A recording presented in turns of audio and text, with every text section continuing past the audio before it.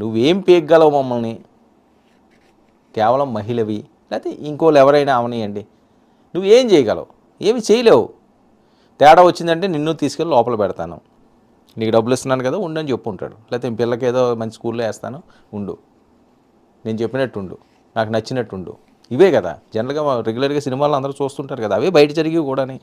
Cinema వాళ్ళు ఎక్కడి నుంచో తీసుకురారు, ఇక్కడ జరిగేదాన్నే దాన్ని అలా కథ కింద అల్లి ఒక కూర్పు కూర్చి జనాల మీద పెడతారు. అదే జరుగుతున్న అంశం.